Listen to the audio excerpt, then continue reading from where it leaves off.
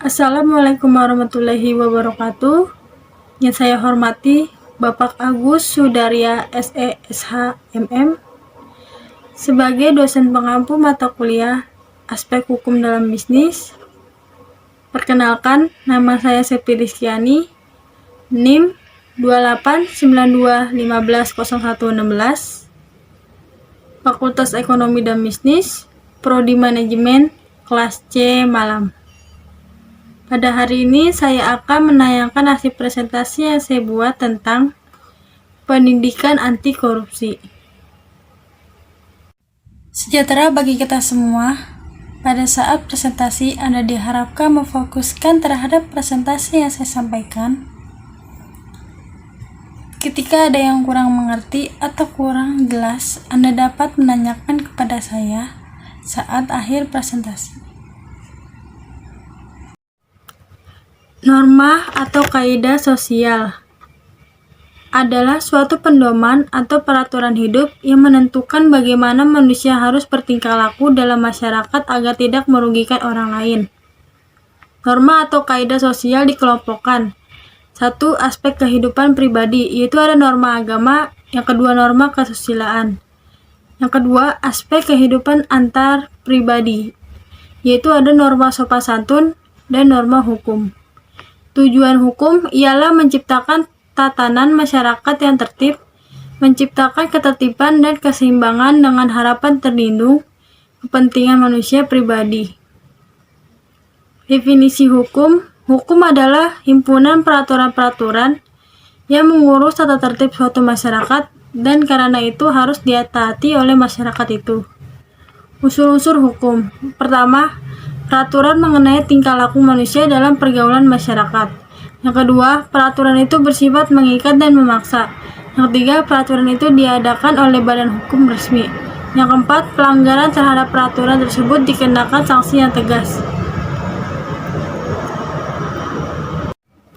Integritas adalah kepengikutan dan ketundukan kepada prinsip-prinsip moral dan etis. Keutuhan karakter moral tidak rusak secara moral atau keadaan moral sempurna tanpa cacat.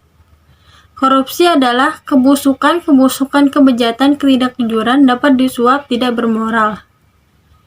Perikatan adalah suatu hubungan hukum antara dua orang atau dua pihak atau lebih berdasarkan mana pihak satu berhak menuntut sesuatu hal dari pihak yang lain dan pihak yang lain berkewajiban untuk memenuhi tuntutan tersebut. Perjanjian adalah suatu peristiwa di mana seseorang berjanji pada seseorang lain atau di mana dua orang itu saling berjanji untuk melaksanakan sesuatu hal. Unsur-unsur dari perikatan terdiri dari 4, yakni 1. Hubungan hukum, 2. Kekayaan, 3. Pihak-pihak, 4. Prestasi. Astio Pauliana adalah hak kreditur untuk membatalkan perjanjian yang diadakan debiturnya dengan pihak ketiga. Perjanjian obligator dan perjanjian kebendaan. Perjanjian obligator adalah perjanjian yang hanya meletakkan hak dan kewajiban pada masing-masing pihak dan belum memindahkan hak milik pihak untuk menentukan isi perjanjian. Hapusnya perikatan. 1. Karena lewat waktu, 2. Karena pembayaran, 3. Karena berlakunya syarat batal. Perjanjian sepihak dan perjanjian timbal balik.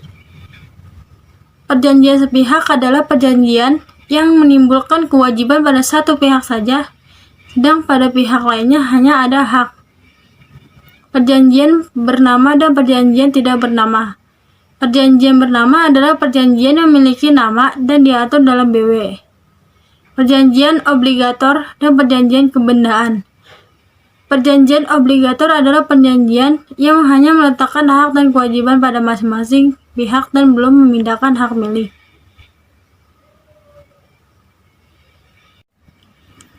Perbedaan antara perikatan dan perjanjian adalah bahwa perikatan adalah suatu pengertian yang abstrak, sedangkan perjanjian adalah sesuatu yang konkret dan merupakan suatu peristiwa. Pihak dalam perikatan dikenal dengan 1. Kreditur, 2. dan debitur. Syarat sahnya suatu kontrak yaitu syarat subjektif, 2. syarat objektif.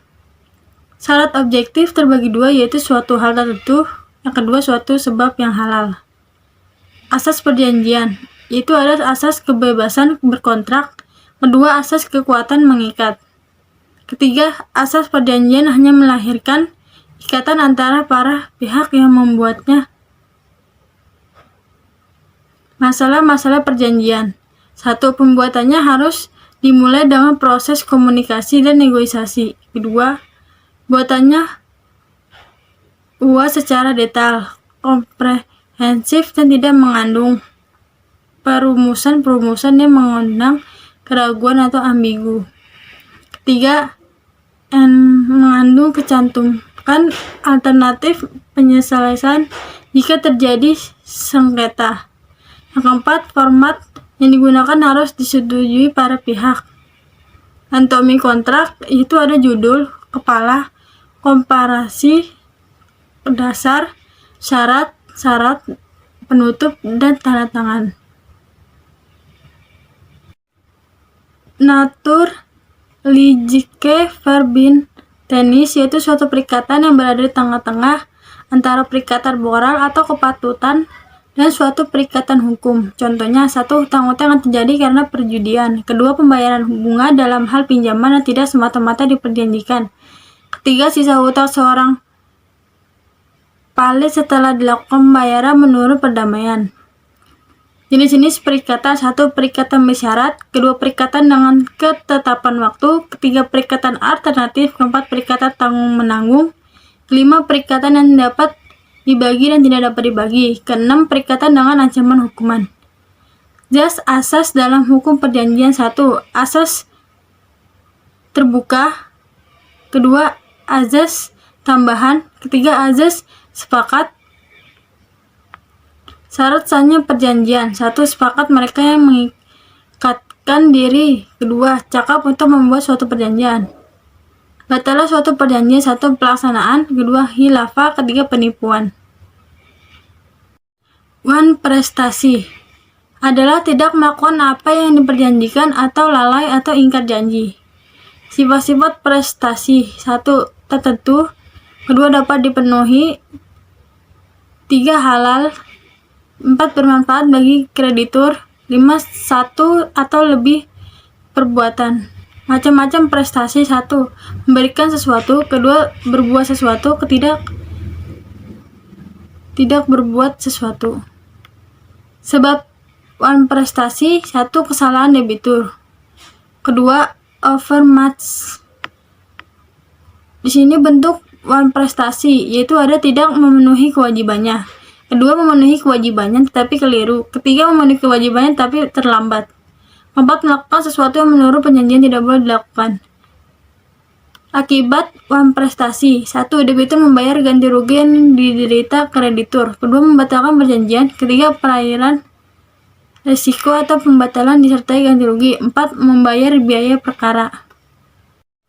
Bisnis adalah suatu kegiatan yang dilakukan oleh perorangan maupun organisasi yang melibatkan aktivitas produksi, penjualan, pembelian, dan pertukaran barang atau jasa. Keagenan adalah hubungan hukum antara memegang merek dan suatu perusahaan dalam menunjukkan untuk melakukan perakitan atau pembuatan serta penjualan barang, modal, atau produk industri tertentu. Waralaba adalah perikatan di mana salah satu pihak diberikan hak untuk memanfaatkan dan menggunakan hak atas kekayaan intelektual atau penemuan atau ciri khas usaha yang dimiliki pihak lain dengan suatu imbalan berdasarkan persyaratan yang ditetapkan oleh pihak lain tersebut dalam rangka penyediaan atau penjualan barang atau jasa. Bentuk-bentuk franchising: 1. Produk dan trade franchise. 2. Bisnis format franchise. Joint venture: 1. Suatu macam perikatan yang bersifatnya sementara. Kedua, kerjasama antara memiliki modal asing dengan memiliki modal nasional, semata-mata berdasarkan suatu perjanjian yang berkala. Bangun guna serah, yaitu pemanfaatan barang milik atau kekayaan negara atau dasar yang dilimpahkan pengelolaannya kepada perum atau perusahaan daerah berupa tanah oleh pihak lain dengan cara pihak lain tersebut membangun bangunan dan atau sarana lain berikut fasilitasnya di atas tanah tersebut. Perusahaan. Perusahaan adalah setiap bentuk badan usaha menjalankan setiap jenis usaha yang bersifat tetap dan terus-menerus didirikan, bekerja, serta berkedudukan dalam wilayah negara Indonesia dengan tujuan memperoleh keuntungan atau laba. Bentuk-bentuk hukum badan usaha: 1. Persekutuan perdana. 2. Firma. 3. Persekutuan komanditer. 4. Perorangan terbatas. 5. Koperasi. 6. Badan usaha milik negara. Organ PT. 1. Ada RUPS. 2. Direksi. 3. Dewan Komisaris. Permodalan perseroan: 1. Modal dasar. 2. Modal ditempatkan. 3. Modal disetor. Prosedur pendirian koperasi: 1. Rapat pembentukan koperasi. 2. Permohonan pengesahan. Sisa hasil usaha. Koperasi merupakan pendapatan koperasi yang diperoleh dalam suatu tahun. Buku dikurangi dengan biaya penyusutan dan kewajiban lainnya termasuk pajak dalam tahun buku yang bersangkutan. Badan usaha milik negara adalah badan usaha yang seluruhnya atau sebagian besar modalnya dimiliki oleh negara melalui penyertaan secara langsung yang berasal dari kekayaan negara yang dipisahkan. Bentuk BUMN: 1. Perseroan. 2. Perusahaan umum. Menteri. Menteri adalah menteri yang ditunjukkan atau diberikan kuasa untuk mewakili pemerintah selaku pemegang saham negara pada persero dan memiliki pemilik modal pada perum dengan memperhatikan peraturan perundang-undangan.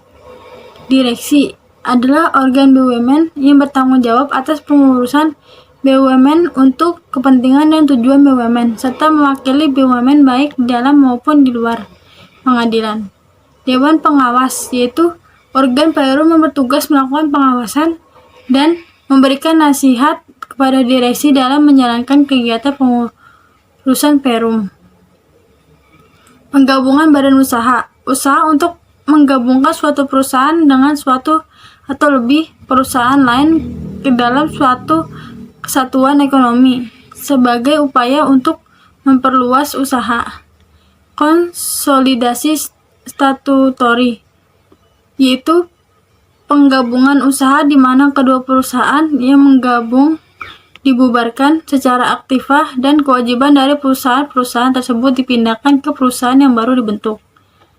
Akuisisi saham adalah kejadian jika satu perusahaan mengakuisisi saham berhak suara dari perusahaan lain dan kedua perusahaan tetap beroperasi sebagai dua entitas yang terpisah tetapi mempunyai hubungan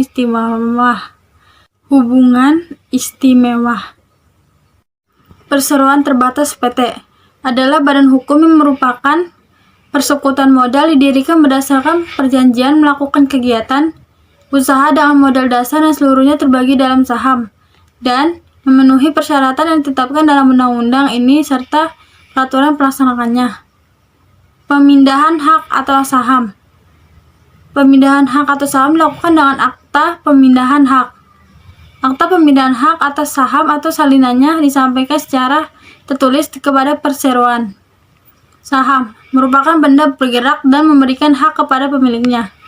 Dividen adalah seluruh laba bersih setelah dikurangi penyelisihan untuk cadangan dibagikan kepada pemegang saham sebagai dividen kecuali ditentukan lain dalam RUPS. Organ-organ PT: 1. Rapat umum pemegang saham. 2. Direksi. 3. Dewan Komisaris. Kuisioner adalah setiap pemegang saham berhak meminta kepada PT agar sahamnya dibeli dengan harga yang wajar apabila yang bersangkutan tidak menyetujui tindakan PT yang merugikan pemegang saham. Sebelum saya mengakhiri presentasi ini, saya akan membuka sesi jika ada yang ingin ditanyakan, silakan bertanya.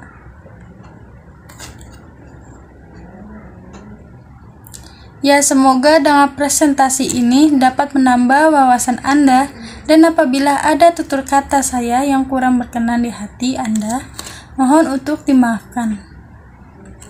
Terima kasih. Wassalamualaikum warahmatullahi wabarakatuh.